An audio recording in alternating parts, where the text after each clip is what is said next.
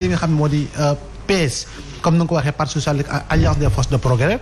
xam nga nañu PS daanaka moo tabax li nga xam mooy l'état du Sénégal PS moo tabax la république qui est devenue le Sénégal à travers le président Léopold Sédar Senghor parce que yeneen dëkk yi bu ñuy samp yeneen i parti si en Afrique PDCI en Côte d'Ivoire et d'autres partis historiques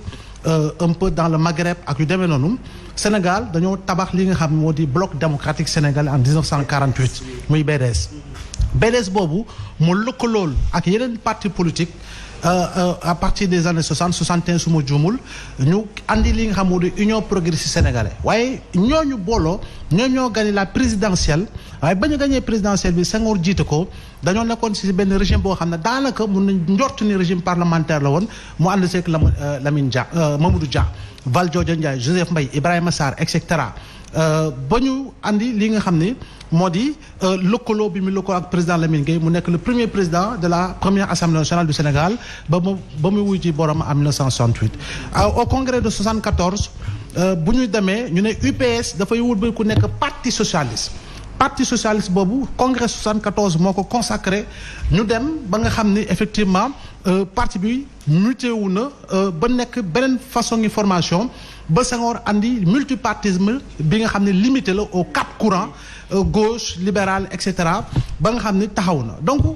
PDS bi nga xam ne sax mooy parti bi fi jiitu si wàllu opposition bi du ma ne moo fi jiitu si wàllu opposition waaye moo fi jiitu si bokk élection ba am li nga xam moo di groupe parlementaire aux élections législatives de 1978 donc parti boobu mënoo ne parti bi boo xam ne la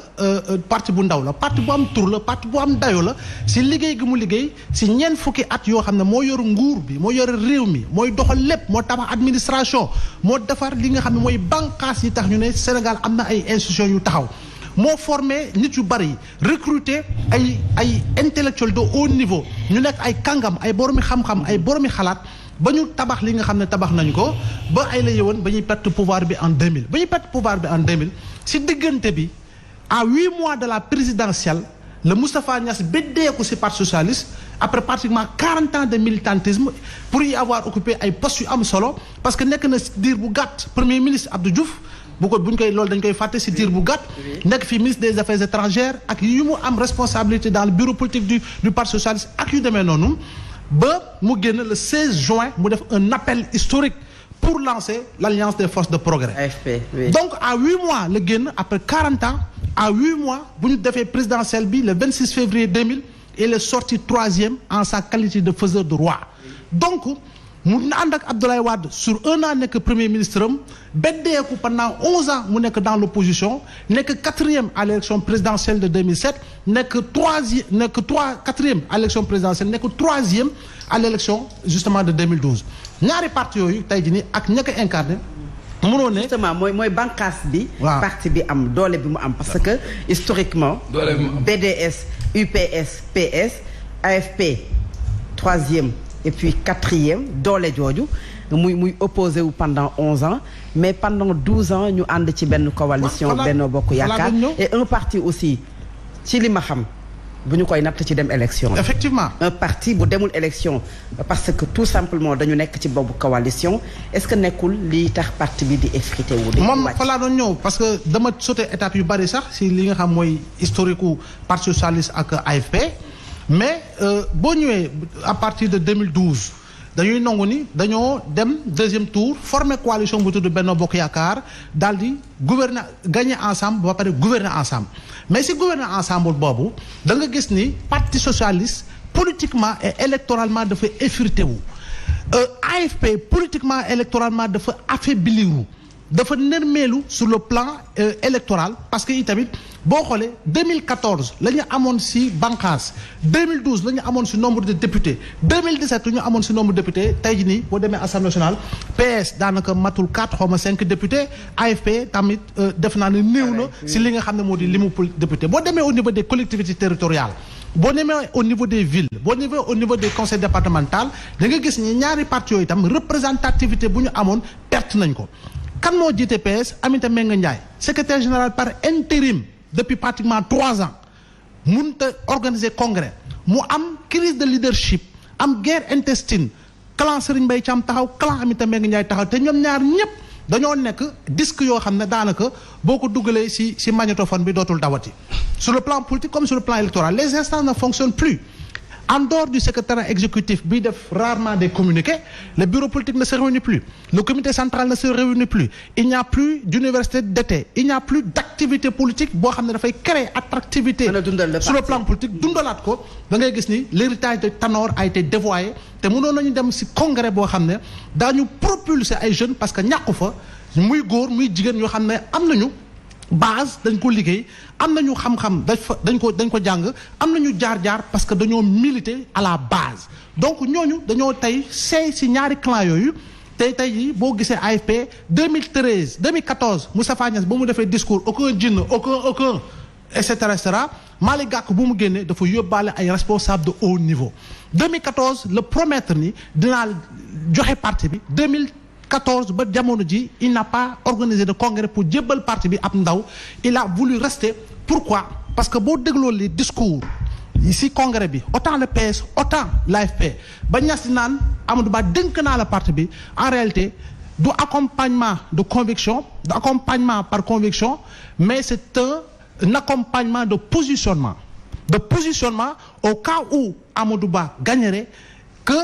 le partage des dividendes ñoom ñu war see mën a am seeni ay actions en termes de poste ministériel en termes de direction en termes d'élus et cetera par rapport à la confection des listes donc jamono ji ñaari parti yooyu dañu naan parti historique oui surtout le PS parti AFP parti historique la parce que mi ngi fi depuis 16 juin 1999 suite à l'appel de Moustapha Niasse mais ay la yoon fii toll nii jamono ji parti yooyu tur wa moo fa des waaye bu dul tur wa tey ñoom ñaar bu ñu lëkkaloo woon ñaari parti yooyu bu ñu formé woon coalition dem élection parti démocratique sénégalais gagné leen parce que mu neex mu naqari aujourd'hui le PDS est beaucoup plus représentatif du point de vue des partis historiques je dis bien le PDS moo gën a représentatif du point de vue des partis historiques PDS lu mu am si député moom kese AFP ak PS boo leen boolee amuñu ko PDS nërmeelu woon na si local yi mais am na lu mu gagné si local yi d'abord ci local yi am na lu mu gagné boo ko calculer daanaka ñoom ñaar bu ñu boolee seeni doole PDS moo leen raw donc ce qui veut dire que parti yooyu politiquement ils se sont effrités électoralement ils se sont affaissés parce que tamit ñoom fu mu toll nii part de contribution la ñuy wéyee parti boo xam ne dafa am benn locomotive bu tudd APR mooy parti bu liggéey pour massifier mooy parti bu liggéey pour am dayo mooy parti bu liggéey pour am doole mooy parti bu liggéey pour recruter la masse intellectuelle jëm ci langue politique bi bu leen diriwul wagon yooyu tudd PS ak AFP ak yooyu foofu la ñuy des bu ñu yegg ci gaar bi nga xam ne gaar bu ñu war a dem kenn moo leen fa mën a yóbbu mooy APR sinon du ñu dem alors Ndeye Fatou je pense que li Abdoulaye Mbow wax c'est très important comme maanaam yóbbaale ma am nañu respect ci PS ce sont des partis traditionnels wax na ko parti yoo xam ne dañu am histoire mais parti yoo xamante ne pendant 12 ans dañu nekk ci benn coalition mu mel ne am na ci parti yoo xamante ne xaar ñu dem élection pour partager wala diviser ñu jël seen wàll est-ce que PS loolu la war a am AFP loolu la war a am waaw mais depuis 2012 li ñuy liggéey ci politique loolu rek lañ ci mën a gagner parce que dañuy accompagner ñoom nekkatuñ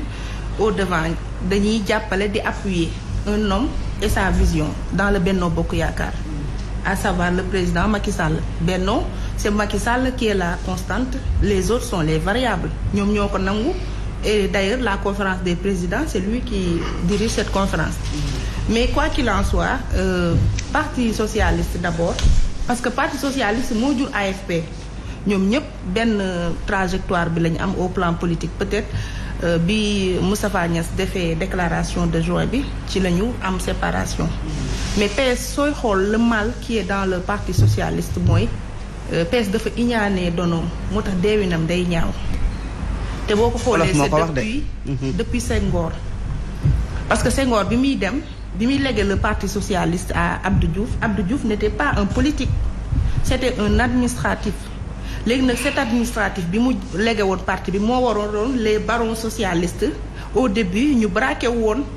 parce que héritage bi ñoom dañu doon bëgg revendiquer cet héritage du parti socialiste puisque ñoom ils ont cheminé avec Senghor mais Senghor au moment de partir il a choisi quelqu'un qui n'avait pas je sais pas une légitimité politique bu waroon mën a justifier mu légué ko d'abord la République et aussi légué ko le Parti socialiste. Babacar Ba bu Kaolack sax. moo gënoon siiw. si ñu jàppoon ni. ñoom ñooy hérité Senghor Babacar Ba qui était l'ancien ministre des finances. Des finances, c'est ça. Le kii la sax c'est un gendre à Goro Sidi Lamine Niass la. Donc Babacar Ba avec tout ce qu'il a joué dans le Parti socialiste nga xam ne moom bëggoon na Kaolack nit ñi am benn suprématie au plan économique. lebaleen woon na ay taxes amoon na ay fonds yu mu dégagé woon et malheureusement sama genre gi rek ñoom ñii di takk ñii di am nga rek financement yi mujjul dem alors que moom il avait très tôt voulu ñu jéem a jël ci économie bi ndax boobu libanais yi ñoo nekkoon ci kaw yor économie bi mu bëggoon sénégalais yi am ci benn wàll mais malheureusement le projet n'a pas abouti. C'était une parenthèse pour Babacar Ba mais au-delà de Babacar Ba il y avait Moustapha Niasse, Djibo Leyti Ka, Mbaye Jacques Diop de Rufisque ñooñu ñëpp ils étaient là. Senghor tànnu ci kenn jox Abdou Diouf parti bi Abdou Diouf aussi au moment de partir il choisit Tanor et aussi même avant de partir c'est Tanor qui était aux manettes dans le Parti socialiste surtout à partir de 1990 politiquement 96 non 96 c'est après mais durant 10 ans c'est Tanor qui était là. Il était le ministre des Affaires présidentielles. Merci. C'était presque la copie de Jean Collin. C'est lui qui était avec la base politiquement moom moo gënoon a jege les militants parce que Abdou Diouf en un moment mu ngi woon ci état bi nekk ci beneen level boo xam ne c'était Tanor moo dekkoon ci biir parti bi en tout cas politique bi moom moo ko téye woon. Et loolu nag jur ay frustration moo waral le départ d'abord de Moustapha Niasse en 96 et Djibo Leyti Ka en 98 yooyu noonu ñu jóge ci en 2000 mais PS moo nekkoon faiseur de roi te séparation donc moo tax